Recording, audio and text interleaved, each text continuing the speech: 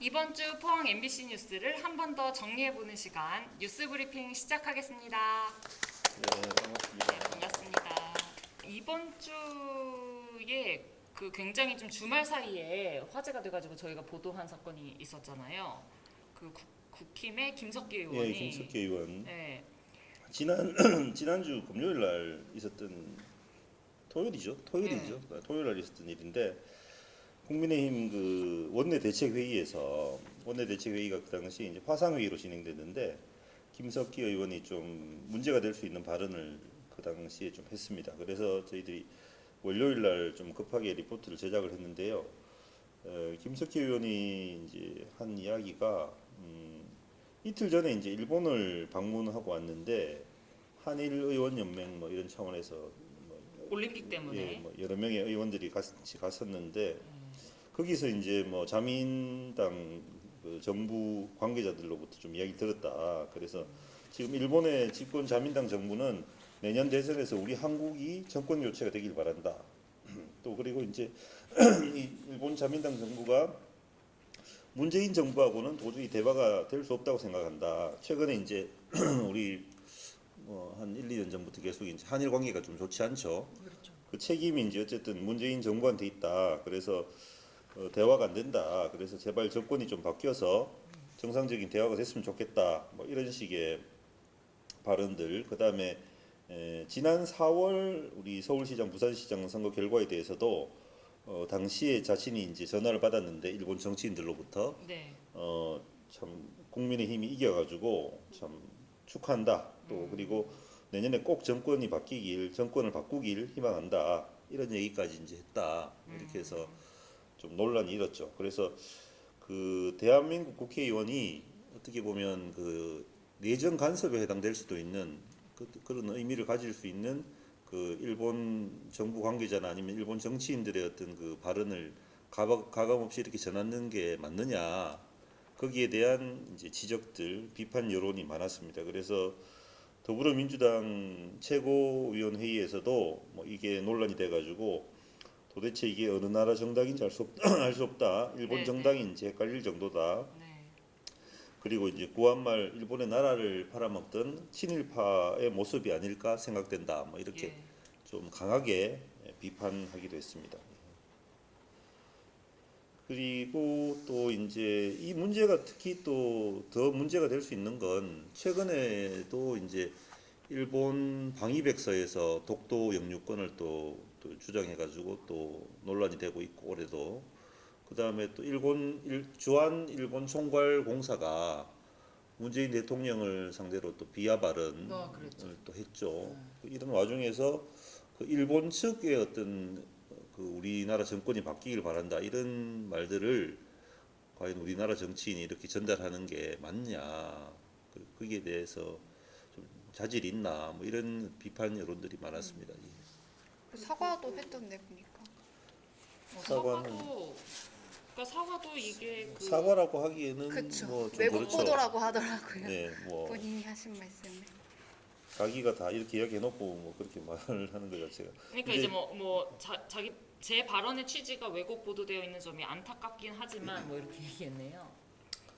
본인은 이제 뭐 이런 여러 가지 그 본인이 이제 이번에 또 그 선거 관련해 가지고 대선 관련해 가지고 또 직책을 맡고 있는데 그 제외 국민들 투표라든가 이런 부분에 있어 가지고 좀 우리 국민의힘도 좀 적극적으로 그 대책을 내놔야 된다 뭐 이런 이야기를 하는 와중에 자기가 한 이야기다 뭐 이런 취지로 이제 해명은 하긴 했습니다. 했는데 그렇다 하더라도 이제 앞부분에 나온 이 취지를 보면 어쨌든 그 지금 현재 한일 관계의 어떤 교착이 문재인 정부의 어떤 책임이고 또 거기에 따라 가지고 대화가 안 되는 부분도 문재인 정부의 책임이기 때문에 일본 정부는 이런 걸 바꾸기를 원한다 이런 식의 국민의힘에 어떻게 보면 유리한 해석이죠. 네네. 그런 해석으로 좀 말을 했는데 어쨌든 뭐 어떤 측면을 보더라도 부적절하지 않았나 저는 그렇게 생각합니다. 그러니까 이제 그런 견해가 뭐 있을 수 있겠지만 일본을 대표하는 건 아니잖아요. 문재인 그렇죠, 정부에 예. 대한 그런 뭐 비판적인 의견이 일본을 대표하는 게 아닌데 뭐 이런 식으로 특히 이렇게 집권하고 있는 정부를 대신해서 이렇게 이야기한다는 거는 그 굉장히 좀 부적절한 것 같고 뭐 문재인 정부에 대해서 반대할 수 있겠지만 그런 어떤 근거를 대면서 일본 정부를 인용한다는 거는 좀 그렇죠. 저는 문제 있는 것 같아요. 뭔가 뭐 지금 뭐 책임 있게 이야기를 해야죠. 국민들 정서도 아주 안 좋은데 음. 일본에 대해서 네. 그런 상황인데 예. 그리고 그 도쿄올림픽 홈페이지에 보면 그 지도 사진 있잖아요. 거기에서도 그 일본 근처에 독도 표기를 했다고 하더라고요. 근데 그게 심지어 어제까지 계속 그 홈페이지에 계속 그 독도 영유권을 주장하는 그 점이 네. 찍혀 있거든요. 약간 그런 상황에서 더 날을 세워야 하지 않나 그렇죠. 싶은데 이렇게 대변하는 말을 한 게 좀 이해가 안 되더라고요. 그러니까 도리어 뭐 대한민국 국회의원이라면 권영국 변호사 같은 경우 이런 이야기를 했습니다. 내정 간섭적인 발언을 만약 그 사람들이 했다면 거기에 대해서 도리어 항의하고 왜 당신들이 우리나라 내정에 간섭하느냐 이렇게 항의해야 될 일이지 그걸 마치 뭐 칭찬 들은 듯이 그걸 전달하는 게 맞느냐. 트위터 같은데 보면 막 이렇게 일본 관련해서 막 편해진다거나 아니면 망언을 하신 분들 있잖아요. 그런 짤도 막 이렇게 만들어서 막 돌아다니더라고요. 예전에 준하경 경주시장도 그렇죠. 네, 네. 한번 논란이 됐었죠. 근데 어쨌든 뭐 김석기 의원은 또 우리 경주 지역구인 의원인데 또 이런 또 불명예스러운 그런 있다는 점에서 약간 좀 막 안타깝고 많이. 예. 네. 그리고 또 경주에서 그 저희가 그동안 지속적으로 보도를 해왔던 혁신 원자력 연구 단지가 이번에 이제 착공식인 거죠? 예, 착공식을 했죠. 착공식을 해서 국무총리도 왔더라고요. 본격적인 이제 공사에 들어갔는데 근데 여기서 이제 연구를 하는 주 연구는 소형 원자로를 개발한다는 것, 그 다음에 원전 해체 기술 연구, 그 다음에 방사성 폐기물을 관리하는 기술 뭐 이런 것들을 이제 연구할 계획이고요. 그리고 지금 초기에 한 500명 정도 상주를 하게 돼서 경주시 같은 경우는 또 경제적 파급 효과도 기대하고 있는 상황입니다. 근데 이제 이런 좀 장밋빛 전망들이 있는 반면에 이 부분에 대해서 좀 문제를 제기하는 또 측면도 있습니다. 일단 기본적으로 지역 주민들이 핵시설을 가장한 연구소가 아니냐. 결국은 핵 관련 연구를 하게 되면 그것도 역시 위험한데 그 위험한 물질들이 방출되거나 할 경우에 피해는 고스란히 주민들이 받을 수밖에 없는데 과연 거기에 대한 안전이 제대로 보장이 되느냐 해서 이제 지난달에도 주민들이 시위를 하기도 하고 예. 또 반대 시위도 하고 했습니다. 그리고 또 이 명칭을 가지고도 좀 논란이 있었는데요. 명칭을 원자력이 빠졌죠. 예, 공모를 통해서 문무과학연구소라고 문무과학연구소죠. 예, 문무대왕 문무대왕 과학연구소 이렇게 이제 지었는데 과연 문무대왕하고 이 원자력 연구하고 무슨 관계가 있는지도 좀 의문이고요. 우리 문무대왕 능이 있어요. 그 그 주변에. 아니 함정은 있죠. 우리가 왜 네. 저기 왜 이번에 네, 문무대왕함 있죠, 그죠? 네. 그런 거는 우리가 바다를 지키니까 문무대왕이 그렇죠. 바다를 지킨다는 어떤 그런 역사적인 스토리가 있으니까 근데 과연 이게 문무대왕하고 무슨 연관이 있는지도 의문이고 그러니까 이게 원자력이라는 말을 그렇죠. 뺀 것도 저는 사실 좀 우리 원전도 보면은 뭐 한울원전, 월성원전 네, 이렇게 네. 하잖아요. 그것처럼 이것도 명백하게 원자력 연구 단지인데도 불구하고 이렇게 문무대왕 과학연구소 이러면 뭘 약간, 연구하는 뭐 시설인지 미래 예, 연구인지 뭐 국방부 연구하는 건지 이런 잘 모르겠잖아요. 예, 그래서 그런 좀 논란도 있었고요. 그리고 이제 기본적으로 또 과연 이제 여기서 주로 하는 게 소형 원자로 개발 사업인데 이 소형 원자로가 보통 기존에는 이제 군사용으로 많이 사용됐습니다. 뭐 핵 잠수함이라든가 뭐 이런 이제 군사 무기용으로 이렇게 사용이 많이 됐기 때문에 이게 이제 상업용으로 과연 이게 실질적으로 경제성이 있느냐 여기에 대해서는 검증이 안 됐다는 거죠. 뭐 그런 비판들이 지금 많이 나오고 있고요. 그 다음에 이제 소형 원자로라는 게 결국은 그래도 원자로거든요. 원자로인데 이걸 이제 그러면 핵물질이 문제가 그렇죠. 되죠. 뭐 작은 원자로를 여러 개 짓겠다는 거거든요. 한마디로 큰 원자로를 그러니까 예를 들어서 뭐 한 100 정도의 어떤 효율이 나오면 작은 원자로를 나눠 가지고 그러면 한 뭐 몇십 개를 짓겠다는 그런 개념이지 않습니까? 네, 네. 그러면 그 위험이 그 원자로에 대한 위험이 전국적으로 그러면 다 확산되는 거 아니냐, 위험의 확산이 아니냐 이런 이제 비판도 있어요. 그래서 그럼 예를 들어서 서울 중심가에도 하나 짓고 뭐 대전에도 하나 짓고 뭐 대구에도 하나 짓고 뭐 이런 개념인데 과연 그게 입지 선정에 있어가지고 과연 그 입지 선정할 수 있느냐 이것도 규제 문제예요. 절차도 아직 없겠네 당연히 그죠? 그렇죠. 규제도. 그래서 이제 과연 지금 원전 하나 짓는 것도 이렇게 말이 많고 지금 뭐 보상을 하라는 뭐 난리가 나는데 이것도 아무리 적다 하더라도 원자로인데 원자로가 들어서는 데 대해 가지고 얼마나 많은 반발과 입지 선정 과정에 문제가 생기겠느냐 이런 것도 이제 그게 사회적인 비용이라든가 이런 걸로 다 들어갈 수밖에 없거든요. 뭐 보상을 해준다든가 네, 네. 그러면 과연 또 거기에 대해서 경제성이 있느냐 이런 경제성 논란이 있을 수 있고 그 다음에 그렇게 되면 결국은 기존 원전 밀집 지역에 짓게 되는 거 아닌가 이런 이제 의구심도 드는 거예요. 기피 시설이기 때문에. 그렇지 기피 어차피 시설이니까 그러니까 이제 뭐 지금 탈원전 정부의 정책에 따라 가지고 신규 원전 짓기 힘드니까 결국은 꼼수로 이렇게 또 작은 원전들 만들려고 하는 거 아니냐 뭐 이런 이제 또 의혹도 있고요. 네, 네.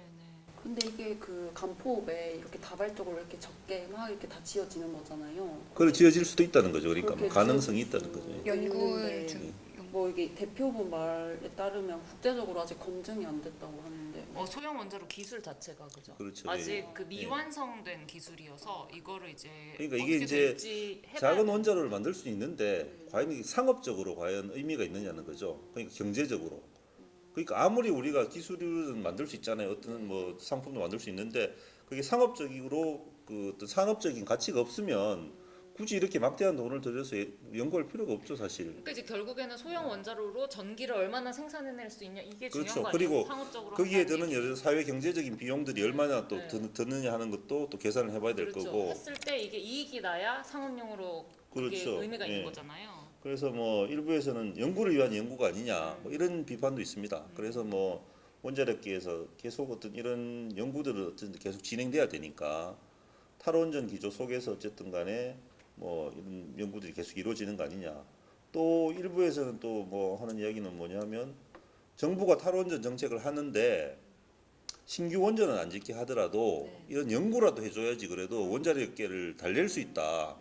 뭐 그럴 수 그래서 있겠네요. 하는 거 아니냐 이런 이야기도 있어요. 그래서 뭐 꼭 그런 건 아니겠지만 그런 식으로 비춰질 수 있는 부분이 있기 때문에 지금 이 부분도 과연 정말 이게 효과가 있는 연구인지 또 그것도 한번 좀 우리가 지켜봐야 될 부분이고 또 더 큰 문제는 이제 대전에 그 원자력 연구원이 사실 거의 포화 상태에 지금 놓여 있거든요. 그리고 거기 하나로라고 소형 그렇죠, 소형 원자로가 원자로 있는데 있죠. 그게 예. 계속 그 안전성 문제가 그렇죠. 주민들이 제기를 해가지고 그 굉장히 그리고 여론이 안 이제 좋거든요. 도심지에 또 인접해 있기 때문에 네. 주변 아파트도 많고 하기 네. 때문에 사고도 있었죠. 사고도 있었고 유출도 방사능 뭐 누출 문제라든가 이런 여러 가지 문제가 있으면서 더 이상 거기서 이제 앞으로 계속 연구를 좀 확장해서 할 수 없는 상태가 문제가 있긴 있어요. 제가 보기에는.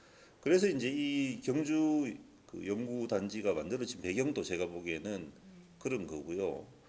그래서 이게 이제 그렇다면 결국은 대전에서 발생했던 그런 문제들이 여기서 또 다시 재발되는 거 아닌가? 또 그 문제가 될 수 있는 연구들이 여기에서도 되는 거 아닌가? 네. 뭐 이런 여러 가지 의혹들 이제 이런 부분들도 지금 있기 때문에 관심을 좀 가지고 봐야 된다.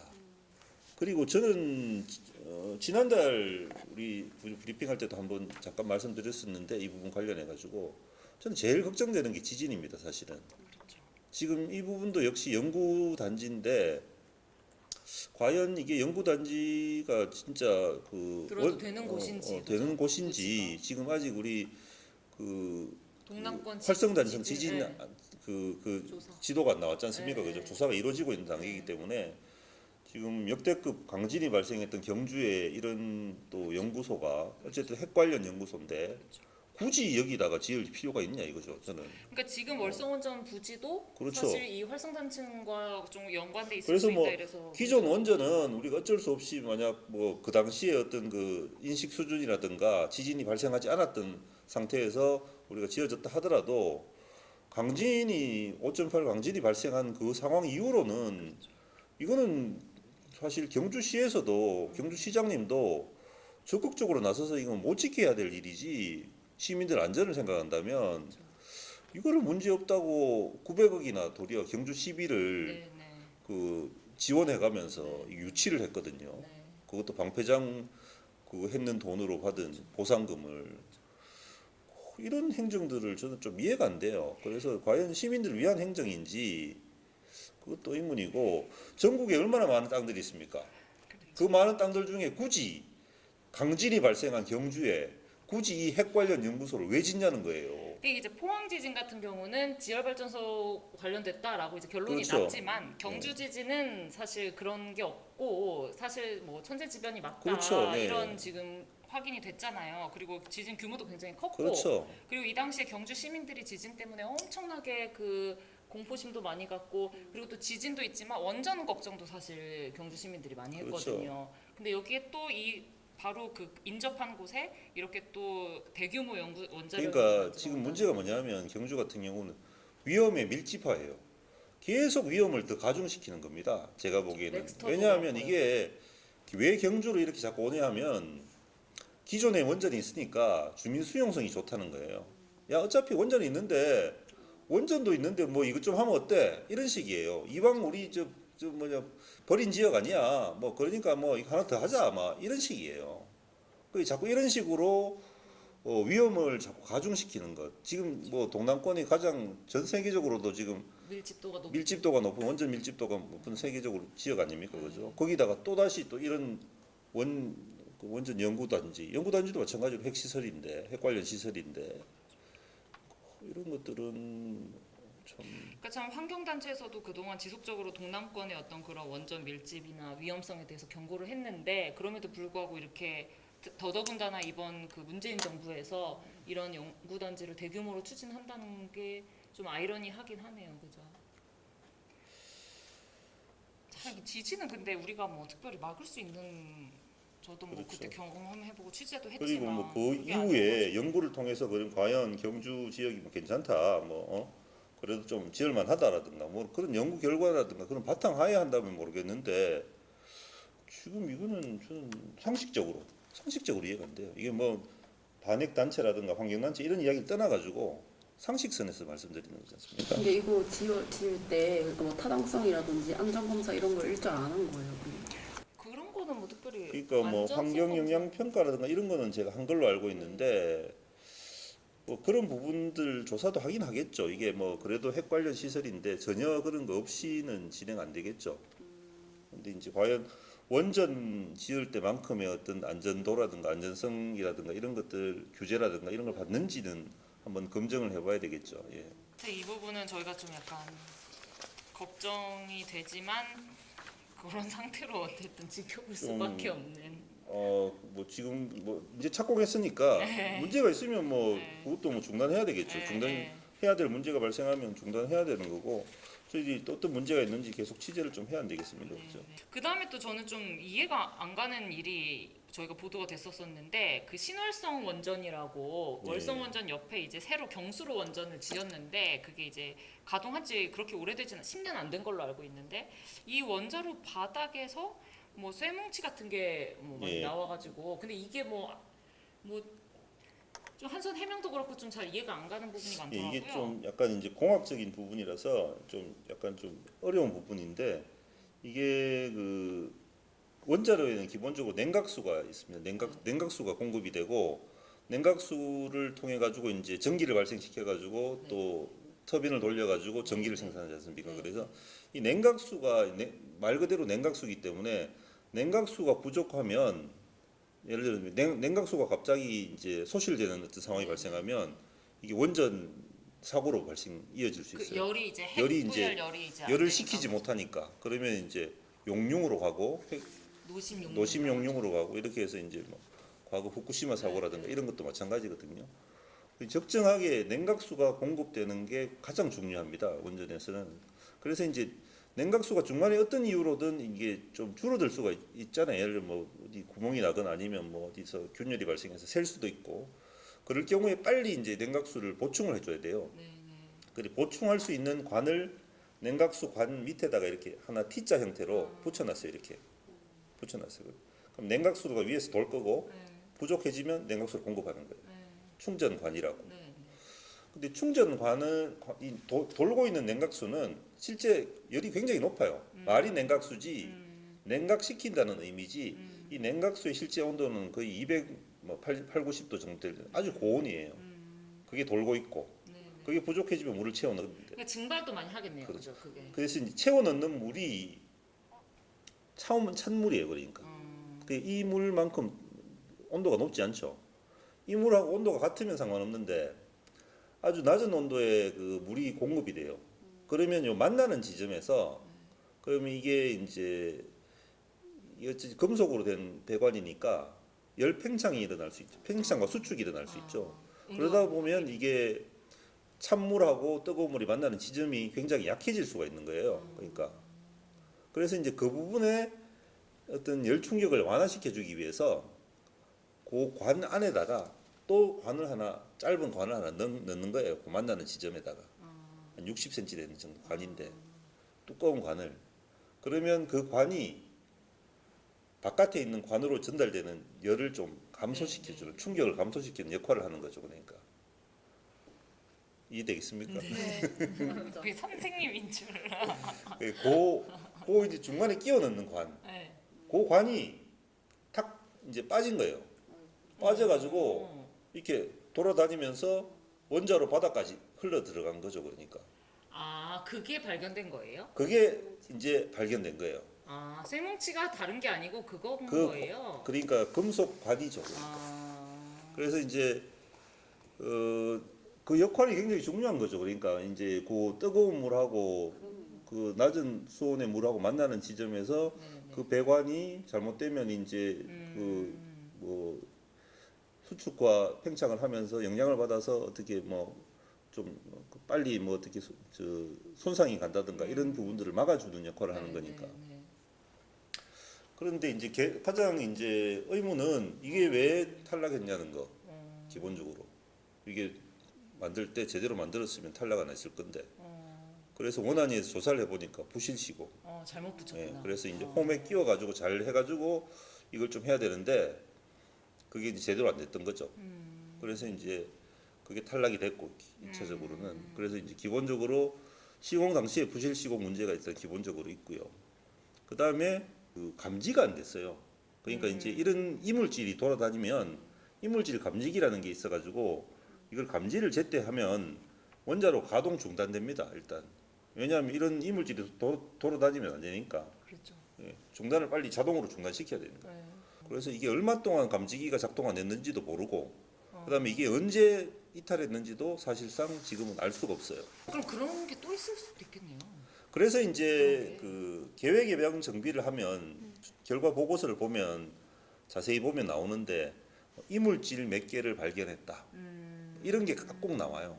계획 예방 정비 결과의 보고서에 보면 이물질이 아예 없을 수가 이물질이 없군요. 나오는 경우들이 많아요. 그런데 이제 이물질 크기가 얼마나 큰지 또 얼마나 위험한 장소에서 발견했는지 아니면 뭐 그렇게 영향을 미치지 않는 장소에 발견했는지 이렇게 해서 이제 좀 중요도가 다르죠. 네. 근데 이번 같은 경우는 원안위에서 이제 따로 이 부분에 대해서 이제 언급할 정도로 결과 보고서에 언급할 정도로 중요도가 높은 거죠. 왜냐하면 원자로 바닥에서 어떤 그 60cm나 되는 길이에 그게 박혀 있었으니까.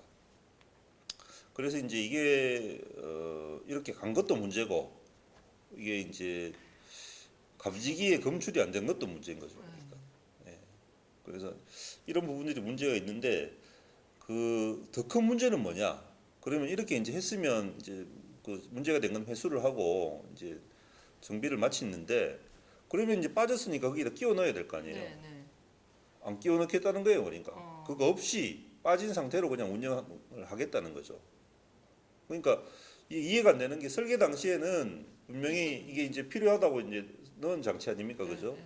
근데 지금에 와서는 한 이야기가 뭐냐면 그거 없어도 해보니까 뭐 괜찮더라. 이거는 이제 말이 되지 않지 않느냐 상식적으로 우리가 봤을 때 그럼 설계 당시에 분명히 필요해서 넣은 건데 지금에 와서는 왜 필요 없냐. 누구 어느 쪽 말을 믿어야 되는 거예요? 그러면 필요하다는 설계를 믿어야 되는 거예요. 그러니까 설계가 잘못됐다는 없다고 하는 지금 말을. 지금은 이제 원안이나 하는 이야기는 뭐냐면 과잉 설계라는 거죠.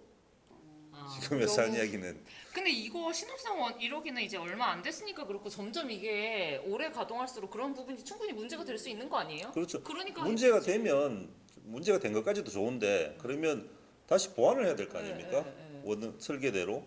근데 보완 절차를 거치지 않겠다는 거예요. 그러니까. 그러니까 이게 부실 시공인데 그 부실 시공해서 뭐 처벌받는 사람도 없는 거고 지금 이렇게 된다는 거는 해명을 한다는 얘기는 뭐 잘못이 아니라는 이 문제가 거잖아요. 큰 문제가 아니라는 식으로 이제 네, 넘어가는 거예요, 네. 사실은. 근데 제가 보기에는 그걸 어쨌든 간에 이제 이걸 부품을 다시 끼워 넣는 과정이 굉장히 좀 복잡하고 어려운 과정인 것 같고요. 그렇죠.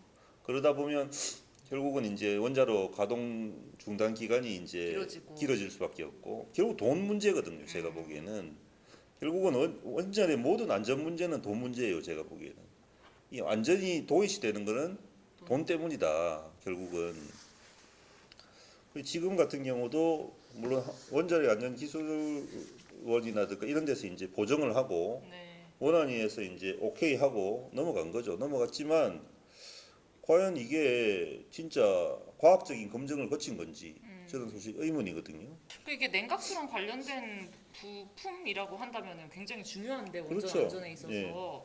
그거를 그 배관의 어떤 건전성이나 안전성을 이제 해칠 수 있는 부분이 있기 때문에 거기다가 넣은 장치란 말입니다. 그렇죠. 그리고 이제 원전이 한두 개가 아니고 그런 원전들이 굉장히 많을 텐데 이게 비단 뭐 신호락성 1호기만의 문제가 아닐 수도 있잖아요. 다른 원전들에서도 발생할 수 있을 것 같은데 그럴 때마다 아 이거는 뭐 과잉 설계입니다 하면서 만약에 또 보완을 하지 않는다거나 이렇게 된다면 이게 이런 문제가 또 다른 원전들까지 확산될 수 있는 거잖아요. 그렇죠. 그럼 신호락성 1호기는 괜찮아도 다른 원전은 또 그런 문제가 그리고 이번에는 뭐 이제 다행히 원자로 이제 바닥에 박혀 있었거든요. 그게 박혀 있어 가지고 크게 움직이질 않은 것 같아요. 그래서 그랬는데 이게 막 돌아다니면서 어떤 네, 네. 문제를 발생시킬 수도 있지 않습니까? 네, 네. 계속 돌아다니면서 또 큰 문제가 그건 것 같아요. 이게 감지기가 감지를 못했다는 거. 그렇죠. 이게 왜 감지를 못했는지. 얘기 좀 어때요? 근데 감지기 그걸 그러면 어떻게 하는 거야? 이제 감지기가 왜 감지 안 됐냐는 걸 한번 물어보니까 네. 그것도 저는 이해가 안 되는데 어쨌든 그 감지기가 이제 배관 바깥에 설치가 돼 있는데 진동이나 소음을 통해 가지고 감지를 한다는 거예요. 근데 이 지금 장치 이게 이탈된 이 장치는 한마디로 말해서 그까지 가는 동안 소리가 안 그렇게 돼. 감지기가 감지할 정도의 소리나 진동을 발생시키지 않고 알아서 아주 조용하게 갔다는 거죠. 한마디로 말해서 조용하게 진동도 발생 안 시키고 그냥 물결을 따라 가지고 이렇게 조용하게 뭐 이동해서 딱 박힌 거죠. 그러니까 박히면서 그냥 조용히 박힌 거죠. 그것도 박힐 때 착 조용하게 박힌 거. 박히면서 아무 소음도 안 내면서 조용하게 감지기가 감지 못할 정도로 아주 걔는 계속 거기 있는 거예요? 지금 빼냈죠. 그러니까 빼냈어요? 예. 감지기가 감지기 역할을 못 하는 거네요.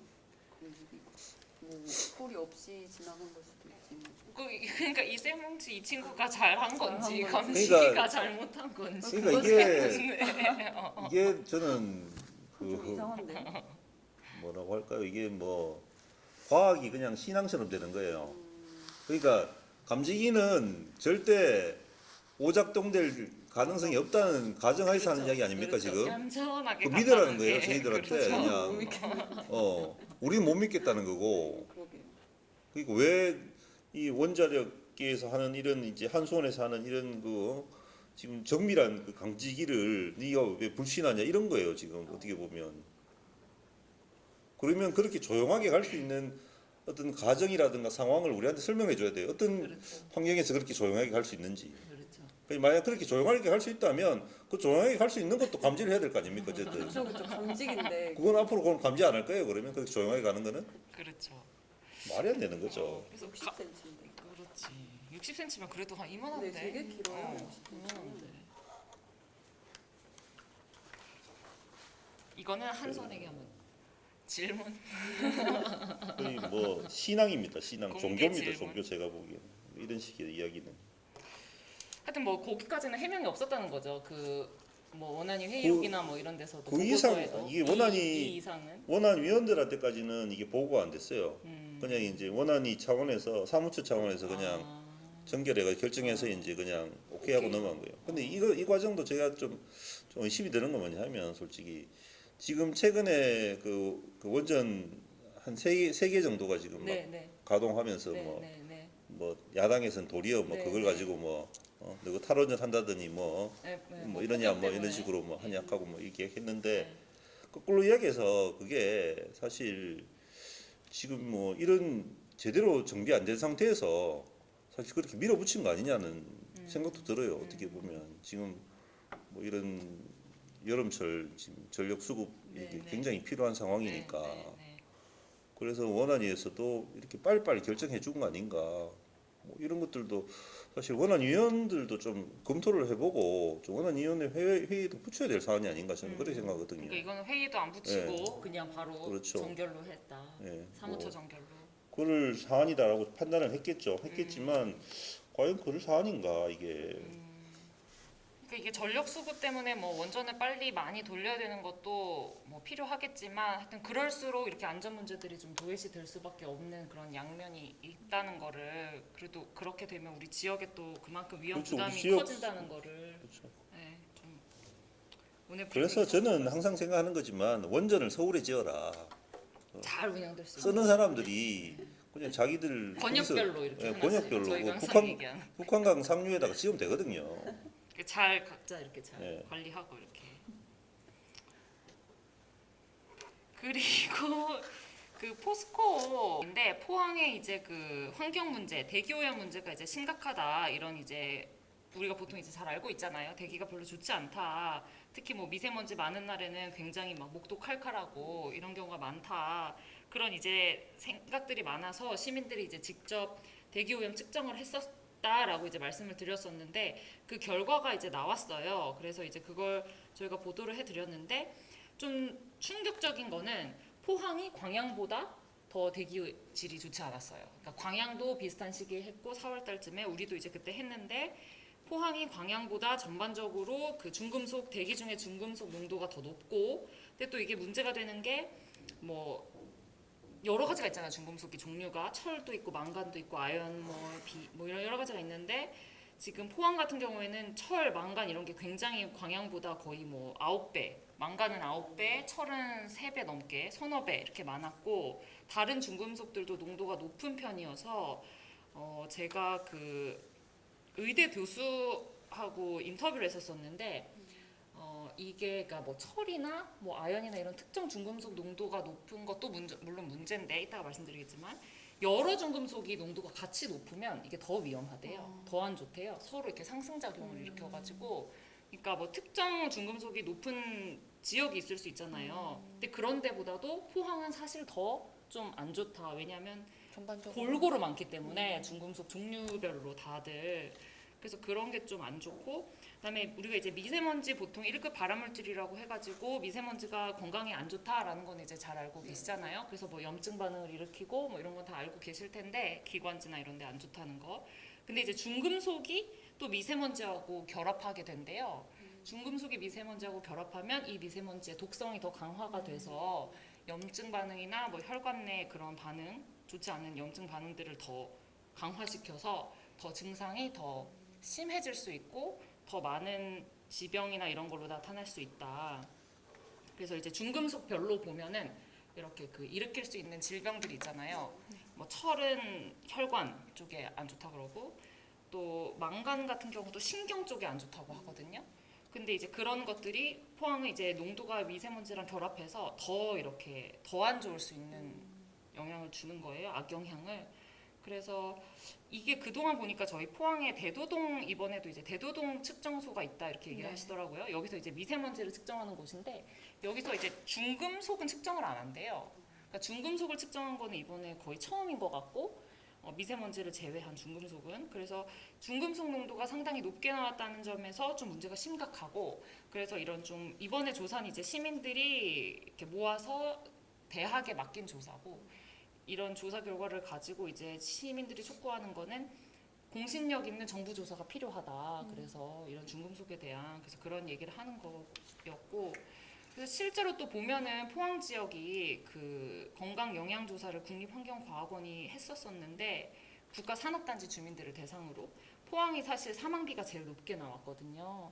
그래서 그 뭐 심혈관 질환이라든지 뇌혈관 질환 그리고 뭐 악성 종양, 암이죠. 그런 걸로 인해서 사망하는 사람들이 일정 그 인구당 가장 높게 나타났다는 거예요. 그러니까 이런 게 이제 그 시민단체에서 얘기하는 거는 이런 게 이제 포항의 어떤 대기질하고 관계가 있을 수 있다라고 이제 강하게 그 의혹을 제기하고 있는 거고요. 그래서 뭐 우리 보통 뭐 다들 아시겠지만 뭐 그런 뭐 지병이라든지 아니면 뭐 이렇게 실제로 날린다 검은색 물질들이 이런 얘기 많이 하잖아요. 그래서 그런 것들이 사실 그런 거 이제 눈에 보이는 입자로 돼 있는 거고 눈에 보이지 않는 그런 어떤 미세한 입자들도 굉장히 많다는 거죠. 그래서 이런 부분에 대해서 좀 그 실제로 연구를 이번에 진행했던 교수도 더 이렇게 조사를 좀 해야 된다 이런 얘기를 직접적으로 말씀하시더라고요. 그래서 너무 좀 안타깝더라고요. 저는 그래서 이거를 보면서 지금까지 어떻게 이렇게 한 번도 조사가 안 됐을까 이렇게 심각한데도 실제로 저도 그 여기 포항에 이제 그 직장 생활을 하면서 있잖아요. 그러면서 이렇게 한 번씩 미세먼지가 그렇게 심하지 않은데 유달리 이렇게 막 그 안 좋을 때가 있었거든요. 더 이렇게 막 목이 막 힘들고 막 호흡기도 막 너무 막 미세먼지 그렇게 안 높은데 왜 이렇게 막 오늘은 공기가 안 좋지? 약간 이런 날들이 있었거든요. 이런 거랑 좀 관련이 있나? 그때 이런 게 제가 그랬던 게 이런 생각도 들고 그래서 저도 이런데 그 근처에 사시는 주민들은 정말 너무 좀 그러실 것 같더라고요. 그래서 빨리 이거를 좀 조사를 해서 좀 진상이 좀 규명돼야 되겠다 이런 생각이 들더라고요. 그때 예전에 뭐 이런 미세먼지 이런 뭐 대기오염 물질 관련해서 취재할 때 그 청림동 있죠. 거기 주민분이 그 빨래할 때 빨래 검해진다고 막 그러셨잖아요. 그것도 이거랑 좀 연관이 그렇죠. 많은 것 그거를 다 같아요. 마신다고 그 주민들도 그렇죠. 말씀하시잖아요.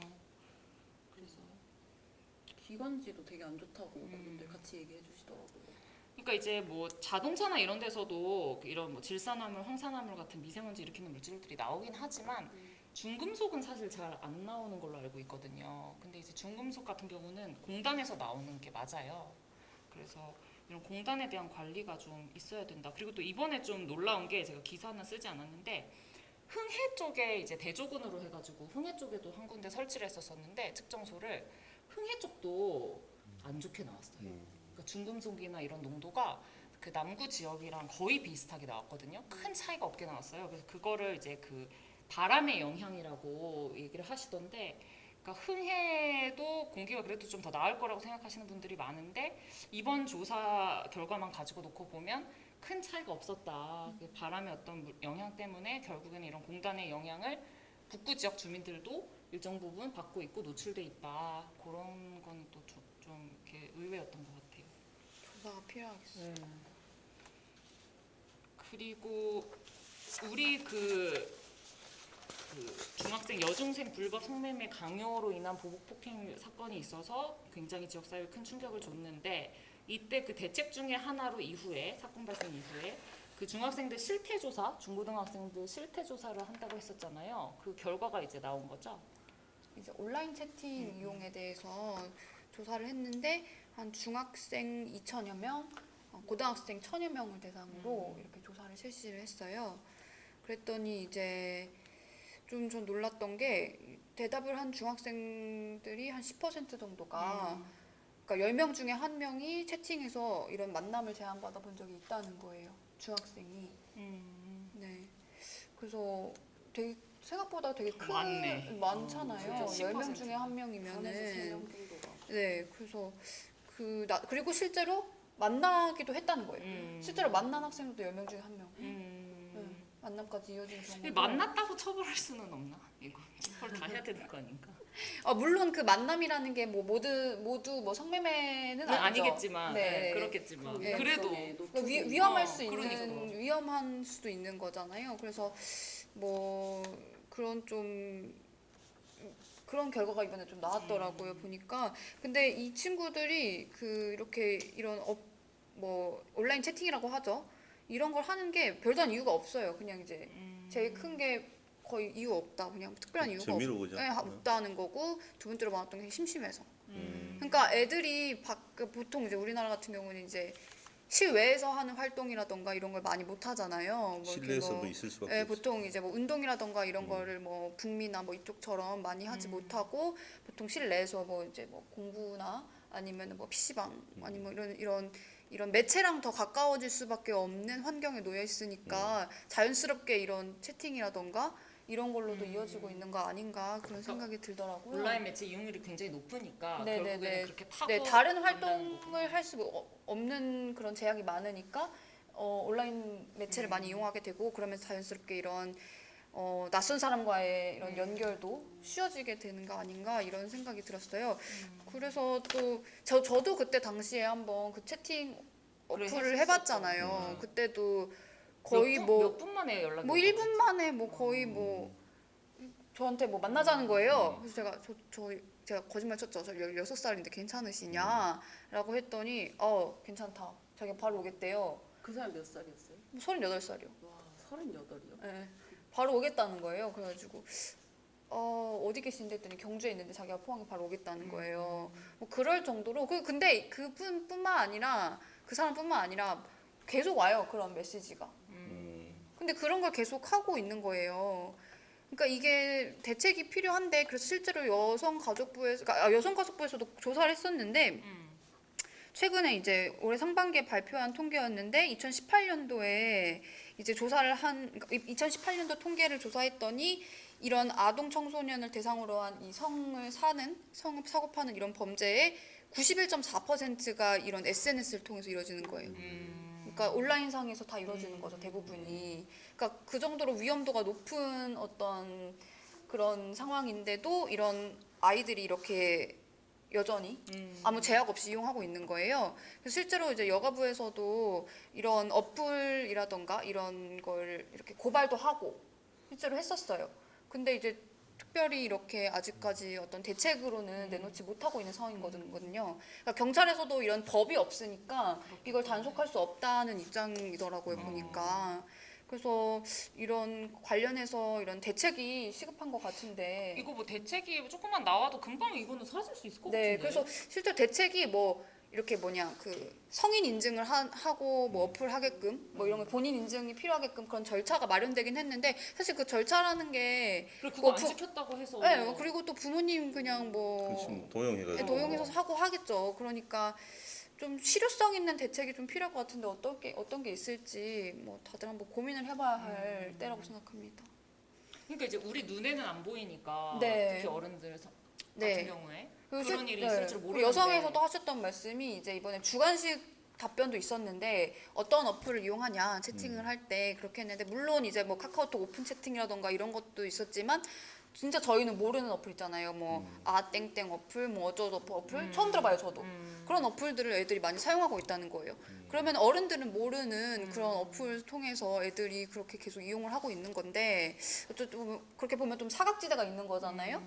그래서 좀 단속을 할 수 있는 방법이라던가 아니면은 정말 이런 대책이라던가 이런 게 좀 실효성 있는 게 좀 필요할 것 같다고 생각했습니다. 근데 좀 충격적인 게 여기 보면 그 신체 일부 촬영을 요구받거나 뭐 불법 네. 촬영을 당한 적도 있다고. 네네네 그쵸 2% 정도 그 100명 중 2명은 또 그런 경험까지 한 거죠. 그러니까 그냥 들어가는 친구들 중에서도 2명 정도는 그런 애들이 있다는 거죠. 뭐 어떤 그런- 목적을 가지고 하는 친구들이 네네네 아니었어도. 이 답변 자체가 뭐 이런 목적을 가진 친구들만 한 건 아니니까요. 그래서 일반적으로 네, 다 네, 일반적으로 네. 하니까 그죠. 근데 요즘은 그 코로나 때문에 막 그냥 TV 광고에도 막 어플로 그 성인 남녀들이 만날 수 있게 그런 식으로 주선을 많이 하잖아요. 맞아요. 그러니까 그런 약간 그런 공식적인 매체에서 그런 광고가 나오다 보니까 청소년들이 더 그런 거에 대한 문제의식을 못 느끼는 게 아닌가라는 생각도 들더라고요. 이거를 이렇게 만나면 이거를 약간 어떻게 방법이 없으려나. 좀 어떤 대책이 필요하죠. 실제로 뭐 이런 만남을 가지다가 진짜 사각지대. 죽은 학생도 있었거든요. 뭐 예전에. 숨진 학생. 네, 뭐 살인당한. 그렇죠. 그래서. 그러니까 이게 굉장히 범죄에 근데, 연루될 수 있어요. 네, 범죄 악용되기 굉장히 쉬운 것 같아요. 대포통장- 익명성이 높다 대포통장 보니까. 그런 것도 그쵸. 비싸잖아요. 대부분 엄격하게 단속하잖아요. 단속이 시급합니다. 네, 오늘 뉴스 브리핑은 여기까지 하도록 하겠습니다. 시청해주신 여러분 고맙습니다.